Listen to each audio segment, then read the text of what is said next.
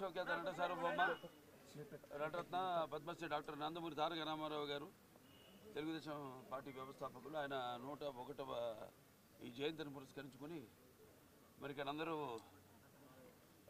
కుటుంబ సభ్యులైతేనేమి పార్టీ కార్యకర్తలు అందరూ కూడా ఆయనకి ఘన నివాళులు అర్పించడానికి ఎన్టీఆర్ ఒక శక్తి ఆయన ఎన్నో సందర్భాల్లో చెప్పడం జరిగింది. ఎన్టీఆర్ అంటే కేవలం నందమూరి తారక రామారావు మాత్రమే కాదు, ఎన్నట్టు నటనాలయం, ఆయన ఇల్లు ఒక నటనాలయం, అందులో ఆయన ఒక నటరాజు నటసింహుడు. టీ అంటే తారామండలంలో తారక ధ్రువ తారకుడు, ఆర్ అంటే రాజర్షి రారాజు రాజకీయ దురంధర యుగంధరుడు, రమణీయ రమ్య కమనీయ సౌమ్య గుణధాముడని. అలాగే ఆయన మొత్తం మొదటి నుంచి కూడా చూస్తే ఆయన ఈ జీవిత ప్రస్థానం ఒక మామూలు రైతు కుటుంబంలో పుట్టి, అలాగే ఎన్ని ముందు అవకాశం వచ్చాడు కూడా కాదు అని ముందు చదువుకే ప్రాధాన్యత ఇచ్చి ఆయన చదువు పూర్తి చేసుకున్నాక మరి చలనచిత్ర ప్రవేశంలోకి అడుగుపెట్టడం జరిగింది. అదే ఇక ఆయన చలనచిత్ర రంగంలో ఆయన ప్రస్థానం గురించి వేరే చెప్పనవసరం లేదు. ఎన్టీఆర్ అంటే ఒక నటనకు నిర్వచనం, ఎన్టీఆర్ అంటే ఒక నవరసాలకు ఒక అలంకారం, ఎన్టీఆర్ అంటే నటనకు ఒక విశ్వవిద్యాలయం.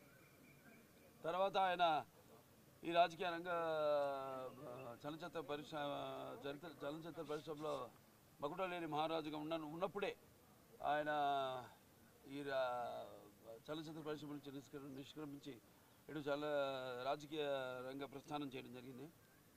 అలాగే ఆయన ఎన్టీఆర్ అంటే ఆ తర్వాత నవశకానికి ఒక ఆరంభ మంత్రం, ఎన్టీఆర్ అంటే ఒక నవజాతికి మార్గదర్శకం, అలాగే ఎన్టీఆర్ అంటే నానా జాతులకు దైవ సమానం. అలాగే ఎంతోమంది ఆనాడు ఒకే పందాలు వెళ్తున్న రాజకీయాలను మార్చి ఎంతోమంది ఎవరైతే అంటే అంతకుముందు ప్రతి తెలుగు మట్టి గడ్డ కూడా నేను తెలుగువాడని సంగర్వంగా చెప్పుకొని దమ్ము ధైర్యం సత్తువ తెగువ అలాగే అహంకారానికి తానబెట్టి పదును పెట్టి బయటకు వచ్చి చెప్పించిన ఒక తెలుగు తేజ నందమూరి తారక రామారావు గారు. అంటే ప్రతి తెలుగు బిడ్డ బొడ్డు ఉడకముందే రాజకీయ చైతన్యం తీసుకొచ్చింది నందమూరి తారక రామారావు గారు. అలాగే అంతకుముందు ఎంతోమందికి రాజకీయాల మీద పెద్ద ఆసక్తి ఉండేది కాదు, అలాగే చాలామందికి తెలిసేది కాదు అసలు రాజకీయాలు అంటే ఏంటో. అటువంటిది ఒక రాజకీయ చైతన్యం తీసుకొచ్చి కేవలం రాజకీయాలకు కొంతమందికే పరిమితమైన ఈ రాజకీయాల్లోకి అటు డాక్టర్లు అయితేనేమి, లాయర్లు అయితేనేమి, గ్రాడ్యుయేట్లు అయితేనేమి, పోస్ట్ గ్రాడ్యుయేట్లు అయితేనేమి, అలాగే అభిమానులు అయితేనేమి అందరూ కూడా రాజకీయాల్లోకి తీసుకొచ్చి మరి అంతవరకు ఈ యొక్క అధికారంలో ఉన్న పదవులకు దూరంగా ఉన్న బడుగు బలహీన వర్గాలు అయితేనేమి, వెనకబడిన తరగతులు, అలాగే తాడిత పీడిత కులాలు అయితేనేమి, మైనారిటీలు అయితేనేమి అందరూ కూడా తీసుకొచ్చి సాధారణంగా ఆహ్వానించి అధికారంలో ఉన్న పదవులతో అలంకరించిన మహానుభావుడు నందమూరి తారక రామారావు గారు. అలాగే ఆయన మరి రాజకీయ రంగంలోకి వచ్చాక అధికారాన్ని పార్టీ పెట్టి 9 నెలలకి అధికారాన్ని చేజిక్కించుకుని మరి తర్వాత ఆయన ప్రవేశపెట్టిన ఎన్నో పథకాలు ఎన్నో సాహసోపేతమైనవి, ప్రజలకు ఉపయోగపడేవి, అలాగే ఎంతో సానుకూలమైనవి.